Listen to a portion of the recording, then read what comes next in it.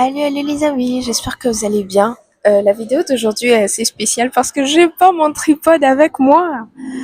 Alors qu'il me faut un truc pour maintenir mon téléphone en place. Mais bref, j'espère que vous allez bien aujourd'hui. Moi je vais très bien. Et en fait, j'ai cette idée qui me trotte dans la tête depuis un moment et c'est tout simplement le fait de ne pas voir les choses aller comme prévu quand on est dans notre vingtaine.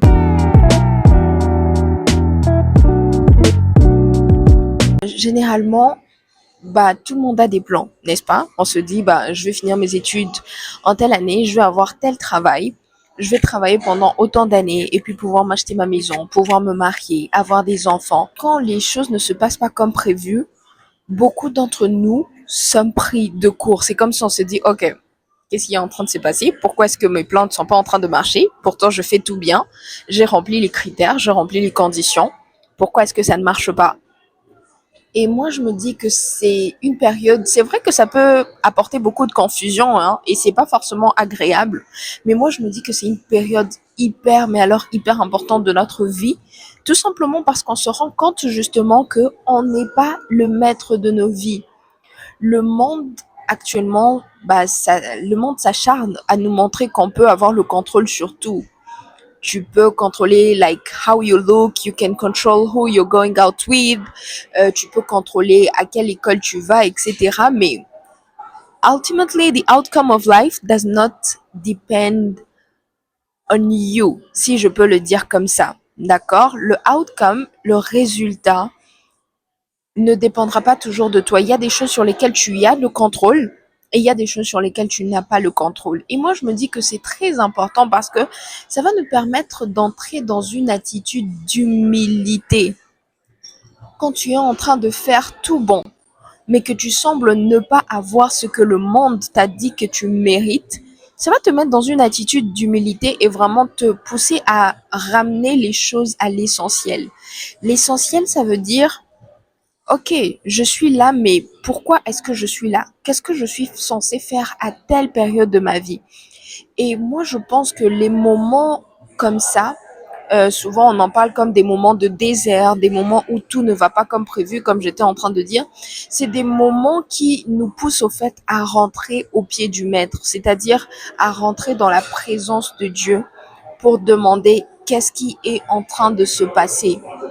C'est comme ça que moi je vois les saisons de désert dans nos vies. C'est des saisons où Dieu est en train de nous faire appel, où Dieu est en train d'essayer d'attirer notre attention au fait. Parce que c'est tellement facile d'être caught up, like, dans tout ce qu'il y a à faire dans la vie qu'on en oublie l'essentiel. Alors que la vie passe, hein. En vrai, la vie passe.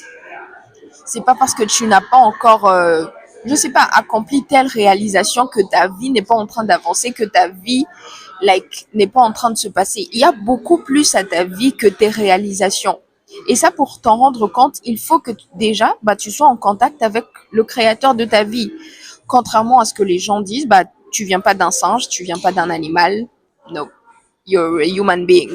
Ok, tu viens pas d'un animal. Tu viens de Dieu, la source, ce Dieu. Et tout comme le créateur de ce téléphone que je suis en train d'utiliser ne l'a pas créé juste au hasard, il l'a créé avec un but, Dieu aussi c'est pareil. Quand il te crée et qu'il permet que tu viennes ici sur Terre, tu as un but à accomplir, tu as des choses à réaliser ici sur Terre.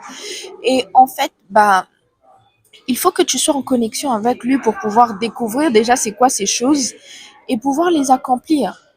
Et la connexion avec Dieu, il n'y a pas d'autre moyen que Jésus, hein.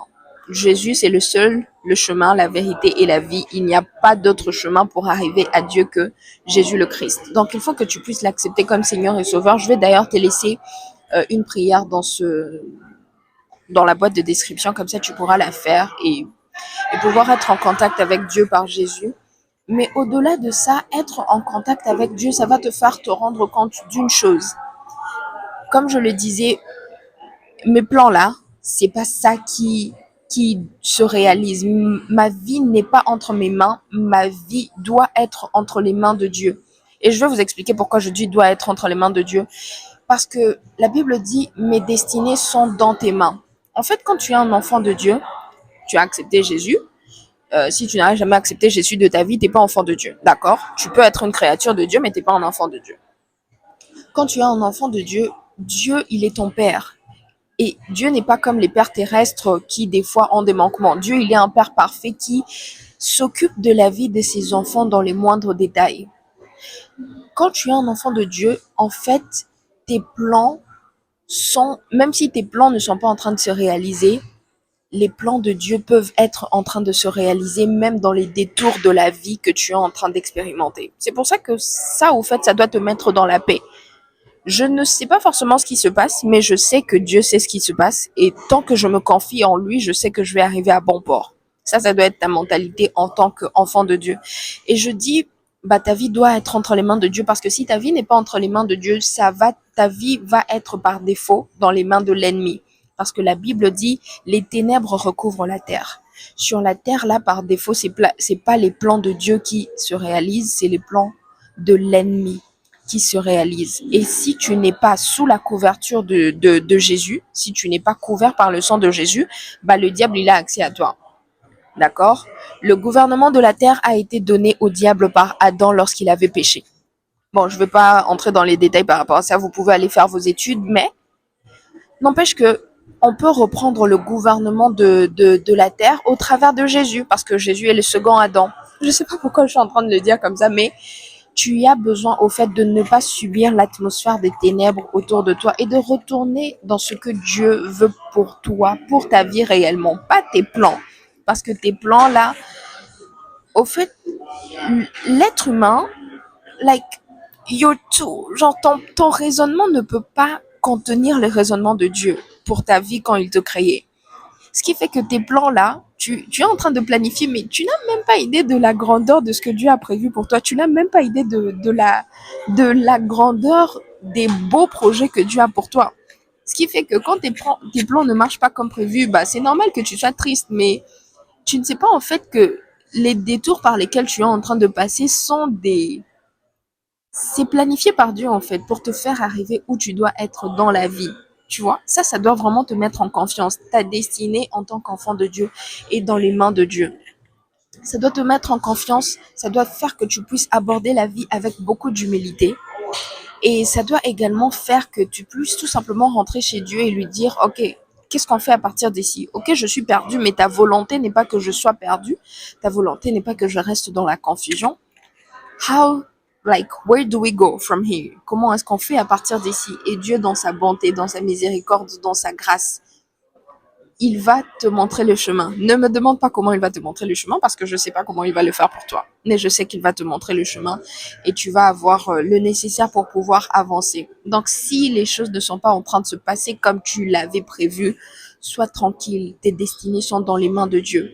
La Bible nous dit que je connais le projet que j'ai pour vous. Projet de paix et non de malheur pour vous donner un avenir et de l'espérance. D'accord? Dans tous les cas, peu importe ce qui se passe dans ta vie, ta confiance doit être trouvée dans le fait que Dieu me connaît. Dieu a des bons projets pour moi. Dieu veut du bien à ma vie. D'accord? Est-ce que j'ai quelque chose que j'aimerais bien te dire? Bah, je sais pas. Laisse-moi savoir comment est-ce que toi tu deals avec le fait que tes plans n'arrivent pas toujours comme prévu. Et voilà, je pourrais continuer cette conversation avec vous plus tard. En attendant, j'espère qu'elle vous est utile. Laissez-moi des commentaires. Et voilà, peace, on se retrouve une prochaine fois.